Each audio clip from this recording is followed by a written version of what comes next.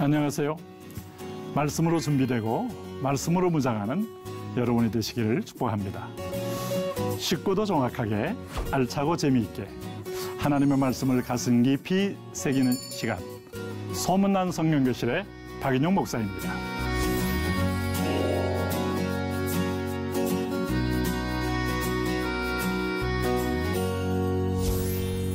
지난 시간에는 우리 기도는 분향하는 제사다 하는 요한계시록 5장 말씀을 중심으로 우리가 쭉 살펴봤는데요. 그것을 알기 위해서는 성소, 성막을 알아야 되고 성막 안에 번제단, 또 물두멍, 그리고 촛대, 떡상, 분향단, 그리고 이제 지성소의 법궤를 우리는 대강 스케치를 하면서 한번 기도의 약도를 보았습니다. 자, 오늘은 특별히 바로 그런 기도를 직접 우리에게 보여주신 분이 계셔요. 그분이 바로 예수님이시죠. 예수님은 대제사장이시고 직접 성소에 들어가신 분입니다. 그런 의미에서 보면 예수님의 기도를 통해서 본 분향의 뜻을 한번 같이 공부해 보도록 하겠습니다.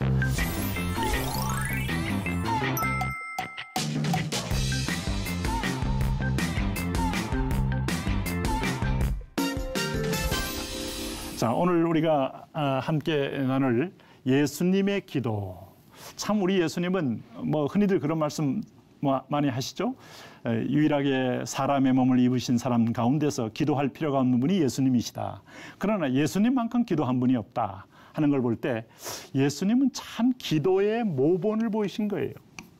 아마 길을 가면서도 하나님과 대화하시는 분이신데 어쩌면 시간을 정해놓고 자, 다니엘이 뜻을 정하여 하루에 3번씩 예루살렘 성의 창문을 열어놓고 그는 계속 기도했다. 느헤미야가 본국의 성벽이 파괴돼 있고 성문이 불탄 걸 보면서 4개월을 눈물을 흘리며 기도했다 하는 것. 사무엘은 내가 기도하기 싫은 저를 결코 범치 않았다. 이 기도를 좀 무시하는 시대에, 기도 무용론이 있는 시대에 성경 강렬하게 기도를 강조합니다. 이 기도. 여러분이 기도하는 것에 의하여 기도한 것만큼 내 믿음이라는 걸 잊지 마셔야 돼요. 그래서 기도해야 남은 자의 반열에 들어설 가능성이 많습니다. 이게 하나님을 인정하고. 그런 의미에서 보면 예수님의 기도는 분향의 향 같은 기도다 하는 겁니다. 오늘 히브리서 5장은요. 오늘 그분에 대해서 아주 짧지만은 엄청난 얘기를 하고 있습니다. 무슨 얘기를 하는가 하면 그가 아들이시라도 받으신 고난으로 순종함을 배워서. 자, 여러분 이쯤 읽으시면은 이 말씀에 어떤 이해가 되십니까? 예수님이 뭔가 배우실 만한 일이 있을까? 인간의 몸을 입으신 예수님께서 뭔가 소명을 짊어지시고 넘어야 할 자리가 있는데 이 순종의 자리. 참, 순종이 위대한 겁니다. 응? 성령님이 순종합니다. 예수님이 순종합니다. 그리고 그 성령을 받은 우리가 순종의 영을 받아 하나님께 순종함으로 하나님의 의의 반열에 서게 되는 것이죠. 예수님마저도 완전하신 하나님이시지만은 오늘 이 땅에 오실 때 순종을 통하여 그가 이루실 일이 있어요. 이루실 일. 온전하게 되었다. 이건 사명적 온전함입니다. 존재적 온전함을 얘기하는 건 아니에요. 이미 그분은 존재적으로 온전하신 분입니다. 되었은즉 자기를 순종하는 모든 자에게 영원한 구원의 근원이 되셨다. 이걸 보시면 여러분 어떤 느낌이 드세요? 예수님은 항시 모본을 보이시고 나를 따라오너라 이렇게 말씀하시는 거예요. 네. 뭐 좀 미안한 얘기입니다만 하마스가 이번에 기습으로 이스라엘을 침범하면서 많은 양민이 또 죽고 그렇게 해서 또 이스라엘은 하마스를 지워버리겠다 이렇게 하면서 서로 간에 정말 긴장이 팽배해 있지 않습니까? 근데 하마스 지도자는 그 아랍에미레이트의 4성급 호텔에서 계시면서 거기서 지휘한다는 거예요. 그러니까 조금 뭐 우리가 생각하는 그 하마스하고는 이미지가 틀린 거예요. 오늘 보니까 예수님은 그런 분이 아니라 모본을 직접 보이신 분이다 하는 거예요. 그래서 순종은 여러분 죽음에 대한 순종이 진짜 순종입니다. 자기 몸을 살겠다고 마지막에 튀는 건 순종이 아니에요. 죽기까지.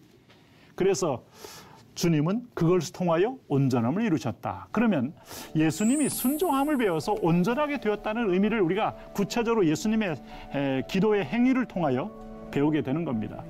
다시 말하면 예수님은 로마서 12장 같은 삶을 사셨다는 거예요. 이게 우리에게 준 말씀인데 너희 몸을 하나님이 기뻐하는 거룩한 산제사로 드려라. 산제물로 드려라. Living sacrifice, 희생 제물로 드리라는 겁니다. 그렇게 하는 것이 우리의 삶입니다. 여러분, 그러면 나는 없어지고 주님만 남는 겁니까? 나의 존재가 나는 주님 안에서, 주님은 내 안에 있을 때 가장 나의 진정한 존재성이 드러나는 거예요. 그런데 내가 나를 강조하는 순간에 나는 사실은 없는 겁니다. 그런 의미에서 보면 오늘 주님은 스스로 제물이 되었다는 거예요. 그리스도는 죄를 위하여 영원한 제사를 드리시고 하나님 우편에 앉으셨느니라. 이걸 여러분 연관성 있게 본문이 전개하고 있다는 걸 잘 기억하셔야 돼요. 하나님께서, 예수님이 하나님 우편에 앉아 계신 위대한 사역은 여기서부터 그는 대제사장의 사역을 감당했고 지금도 하나님 우편에서 제사장 사역을 감당하시는 거예요. 대제사장 사역.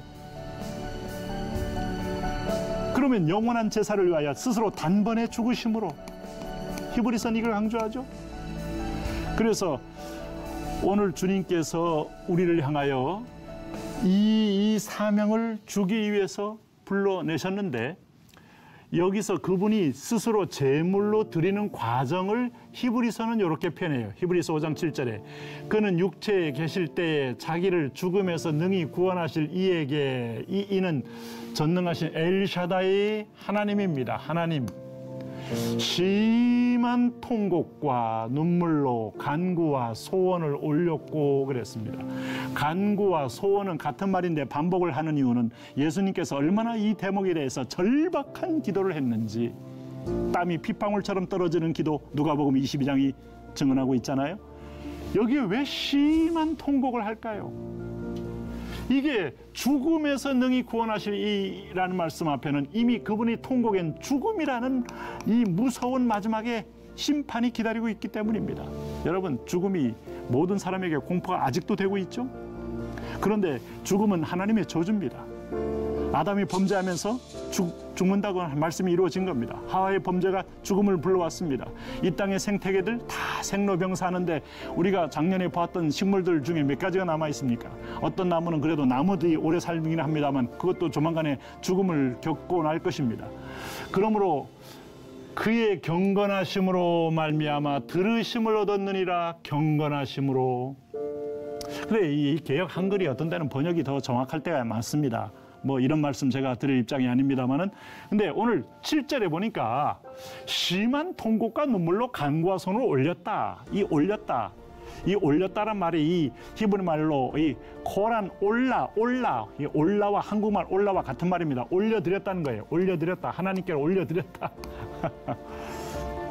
예수님 자신을 하나님께 올려드렸다는 겁니다. 비록 통곡과 눈물로 간구와 소원을 올렸습니다마는 예수님께서 기도한 내용의 장면이 마태복음에는 이렇게 표현해요. 내 마음이 심히 고민하여 죽게 되었다. 심한 통곡. 그리고 마가복음 14장에 심히 놀라시며 슬퍼하사. 왜요? 왜 이렇게 심히 슬퍼하며 심히 놀라실까요? 인간 예수님은 여러분 죽음이 쉬운 거라면, 여러분 십자가 쉬운 거라면 인간의 죄가 쉬운 겁니다.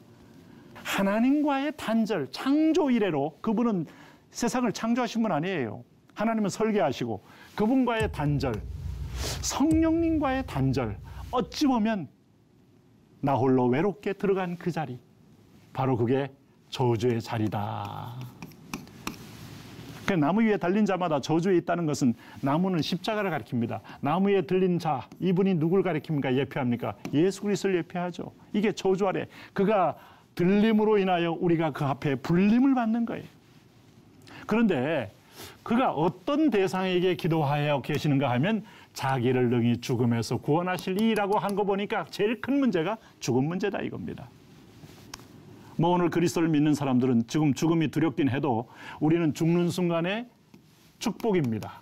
그러니까 먼저 죽느냐 낮게 죽느냐 이거 가지고 여러분 고민할 거 없어요. 먼저 죽으면 예수 믿는 사람은 축복이에요. 먼저 천국에 들어가잖아요. 왜요? 안 믿어지세요?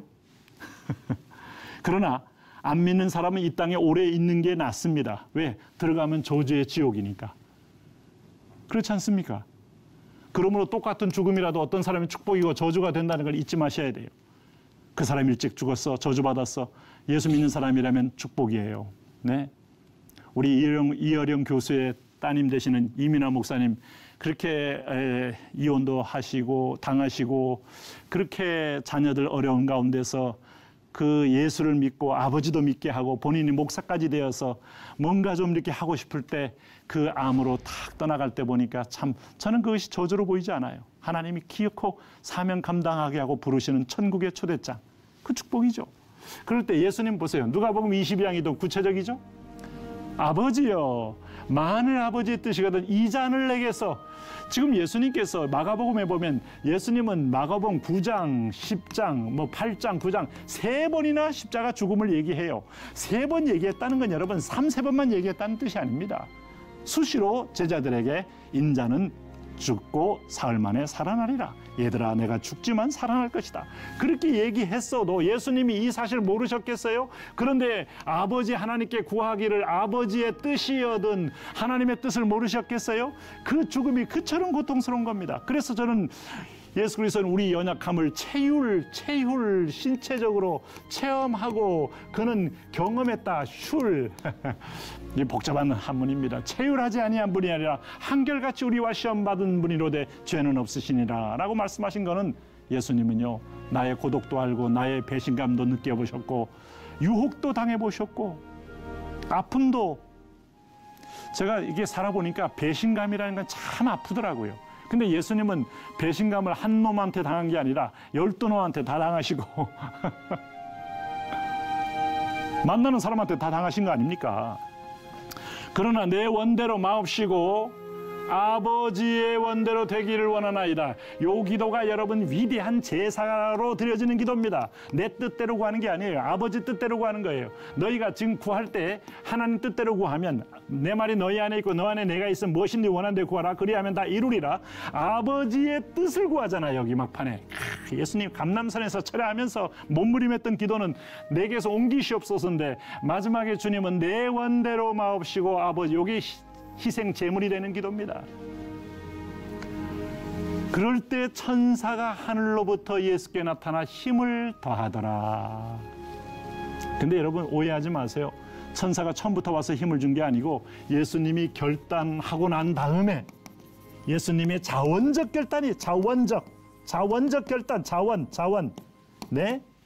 우리가 자원하여 예물 드리고 자원하여 봉사하고 자원하도록 천사가 도왔다는 게 아닙니다. 하고 나니까 천사가 아들로서의 영화로움을 위하여 천사가 내려와 힘을 더하면서 예수께서 힘쓰고 해서 더욱 간절히 기도하시니 땀이 땅에 떨어지는 핏방울같이 되더라. 아마 이런 기도는 아마 3년 6개월 동안 비가 오지 않았던 엘리야도 이런 기도를 못했을 거예요. 이 허벅지 사이에 머리를 숙였다고는 하지만 이 정도는 안 됩니다. 예수님만큼 감람산 기도에 그 밤에 밤중에 감람산에서 아버지여 할만하시거든.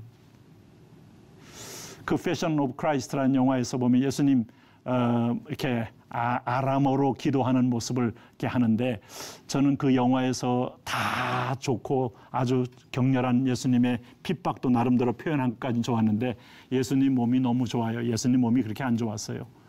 거의 반노숙자 생활하신 겁니다. 예수님 삐쩍 마르신 분이에요. 금식도 하시고 오늘 여기에 땀이 땅에 떨어지는, 그래서 그 몸이 좋은 걸 보고 확 깼어요. 예수님 그 정도 아니야. 더 고통스러웠다 이거죠. 이 잔은 고통과 죽음의 잔이요 그것은 저주였다. 그리스도께서 우리를 위하여 저주를 받은 바 되사, 온갖 저주를 쏟아붓는 그 저주의 자리가, 여러분 이걸 미화해서 예수님은 into the hell, 지옥까지는 아닐 것 같고 하는데 이게 바로 우리의 인본주의적인 신학의 경향이 아닌가 하는 느낌도 있어요. 그러면 제물로 바친다는 것은 아까 말씀한 것처럼 자기 희생이에요. 자기 희생, 스스로 희생을 하는 거예요. sacrifice. 네? 아까도 말씀한 것처럼 예수께서 힘쓰게 해서 더욱 간절히 기도하시니 땀에 땅이 떨어지는 핏방울 같이 되는데 힘쓰고 애쓰신 과정, 게노메노스 앤 아고니아라는 말, 이 아곤이란 말은 힘쓰다, 애쓰다, 싸우다 하는 말이 6번 사용되었어요. 이게 아고니조마이라는 단어에서 왔는데 8번이나 나옵니다. 그러니까 온 힘을 다하여 자기를 꺾고 주의 뜻에 복종하도록 예수님이 감람산 기도에서 치열한 자기 의지와의 싸움이 있었다.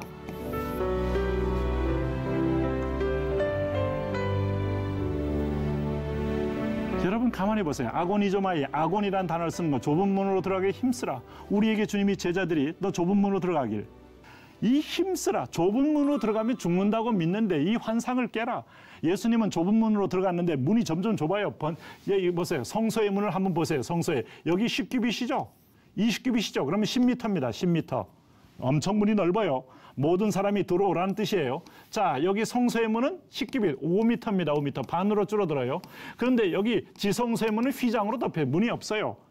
여긴 주님이 찢겨주시는 길로 들어가는 건데 완전히 자기를 희생하여 들어가는 문이 마치 그래서 온 힘을 다하여 자, 여기 보면 골로새서에도 이 표현을 썼는데 에바브라디도가 항상 너희를 위하여 애써 기도하며 역시 기도할 때는요. 자기를 치는 기간 동안에는 애씀이 필요해요. 여러분 술술술 기도가 됩니까? 무슨 기도를 한데 그렇게 됩니까? 내 의가 깨어지고 내 의지도 하나님께 내려놓고 내 욕심도 내려놓고 자기의 탐심도 내려놓고 하려면요. 성령을 받아들이고 나를 토해내려면 애써서 자기를 치는 작업. 사도 바울이 복음을 전해놓고도 내가 만일 전해놓고 이게 내가 이 말씀에 적용받지 않으면 나는 버리운 자가 되기 때문에 나는 날마다 죽노라 라고 말했던 그 자기만의 하나님께 드림의 시간이 그처럼 필요했던 거 아니겠어요?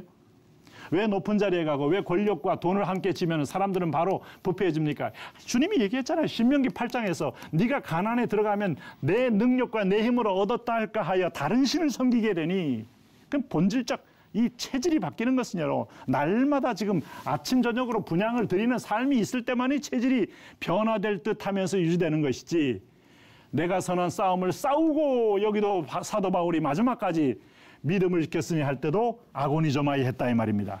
이 하나님께 드리는 번제란 말은 구약의 최초로 나오는 아브라함의 번제 아시죠? 그러니까 번제는 모든 제사에 통칭하는 언어예요. 통칭. 네? 사실 제사가 뭐가 있습니까? 소제가 있죠. 번제가 있죠. 화목제가 있죠. 화목제가 있고 그다음에 속죄제가 있어요. 속죄제가 있죠. 속건제가 있죠. 5개 제사가 있습니다. 그런데 모든 제사는요. 하나같이 속죄제나 속건제나 비슷한 제예요. 죄 용서예요. 죄 용서. 번제는 죄 용서화해서 헌신까지 포함하고 있어요. 서제는 감사예요. 그러니까 소제와 화목제는 같은 뜻이에요. 그러니까 가만히 보면 모든 제사 번제로 통칭하는 겁니다. 그래서 번제. 이 번제 속에 뭐가 있는 겁니까? 오늘 하나님 앞에 속죄함 받고 하나님 내 삶을 드리는 헌신이 들어가 있는 거예요. 그래서 번제란 말을 여기 번 오퍼링이란 말도 있고 여기 보면 여기 보세요.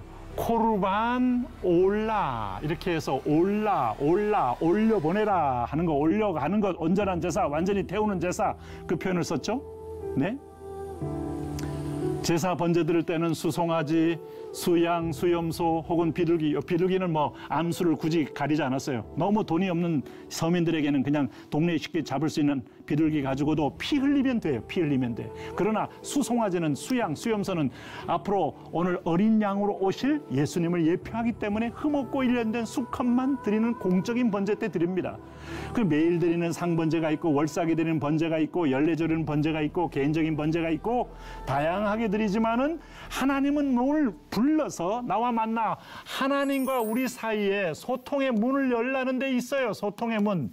여러분 요한복음 12장 나무가지에 줄기에서 가지가 떨어지면 아무것도 맺을 수 없기 때문에 연결돼야 되고 접목이 돼야 되는데 하나님과 우리 사이에는 접목이 되는 그런 회복이 있어야 비로소 생명의 역사가 일어난다 이 말입니다.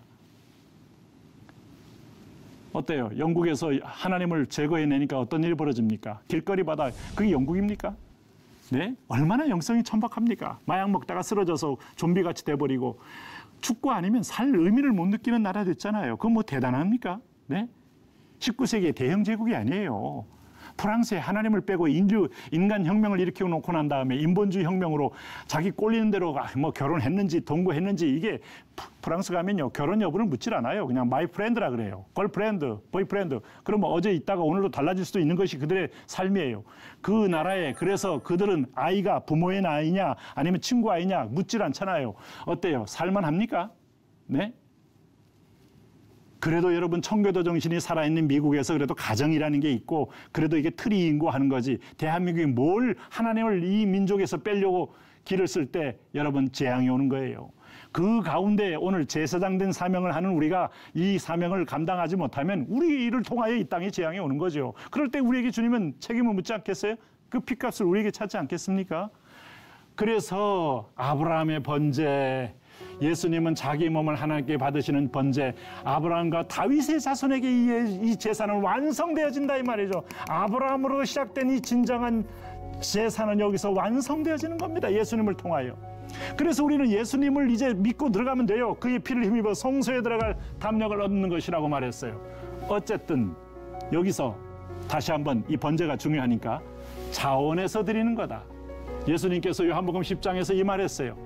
내가 십자가 지는 것은 하나님께 이 골고다라는 정상에서 아브라함이 모리아산에서 이삭을 바쳤듯이 바로 그 정상에서 하나님 앞에 제물로 드림으로 하나님과 우리가 맡겼던 문이 열려지는 위대한 사건이니 휘장이 위로부터 아래로 찢겨지는 사건이어서 누구든지 그에 들어가서 만날 수 있는 사건이니 이렇게 하는 것은 내게서 빼앗는 자가 있는 것이 아니라 내가 스스로 나의 생명을 버린다.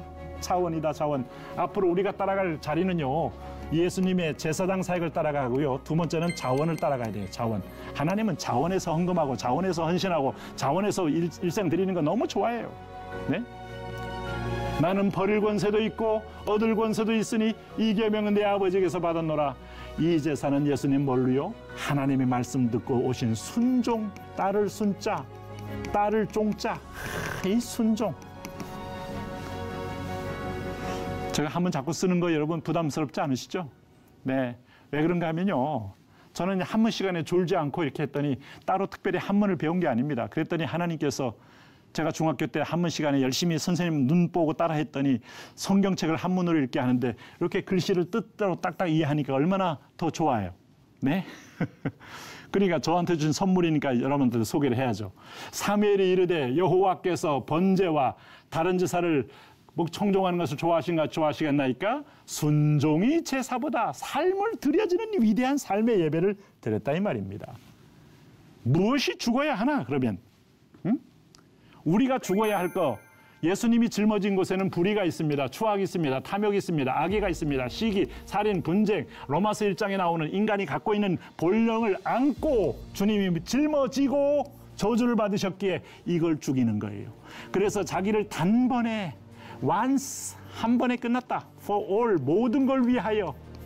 이게 참 유명한 신학적 용어가 됐어요. 드려 죄를 없게 하시려고 세상 끝에 나타나셨느니라.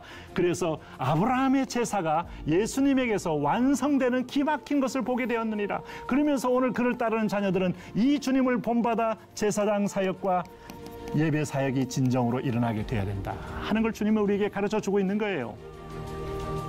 그렇다면 우리가 이 일을 따라가기 위해서 우리에게 남아있는 본능적 죄의 세력들, 그리스도 예수의 사람들은 저와 여러분입니다. 정과 욕심을 십자가에 못 박으셔야 돼요. 죽여버려야 한다는 겁니다. 예수님이 이 짊어지고 죽으신 것처럼. 그러면 어떻습니까? 예수님은 에베소 5장에 보니까 이 편을 이렇게 썼어요. 우리를 위하여 자신을 버려서 향기로운 제물과 생축으로 하나님께 드리셨느니라. 주님은 향기로운 냄새가 되셨다. 하나님을 기쁘시게 하는 향기요 평안을 주는 냄새가 되었다. 예수 그리스도는 향기로운 제물이 되셨다. 안식의 냄새를 피우셨다. 네? 예수님께서 마지막에 테텔레스타 할 때 마지막 올려지는 아름다운 향, 그게 얼마나 복된 향이었겠습니까? 한 번 집힌 번제단 위에 불은 항상 꺼뜨리지 말아야 합니다. 기억하십시오. 우리는 하나님의 성소에서 이 불이 꺼지지 않아야 돼요. 그래서 제사자가 각을 뜨고 정갱이와 내장을 씻어 제사장의 주대로 자원적 참여가 필요하면서 동시에 제사는 화제로 불로 태움이 있는데 날마다 아침과 저녁으로 이것이 꺼지지 않게 계속 이어져야 하는 사명이 있는 것이다. 어떻습니까, 여러분? 예수님의 기도는 일종의 하나님의 성소에서 몸을 태워 본인을 하나님 앞에 번제물로 드리는 것과 같은 의미로 주님은 올리셨어요. 여러분, 유익한 시간이 되셨나요? 아마 자꾸 묵상을 해보고 유튜브를 보시면 더 이해가 깊어지리라고 봅니다. 다음 시간은요, 분향의 향은 계속 타야 한다, 이런 주제로 함께 말씀을 나누도록 하겠습니다. 오늘도 하나님의 은혜로 기쁜 하루 보내시고요. 다음 시간에 뵙겠습니다.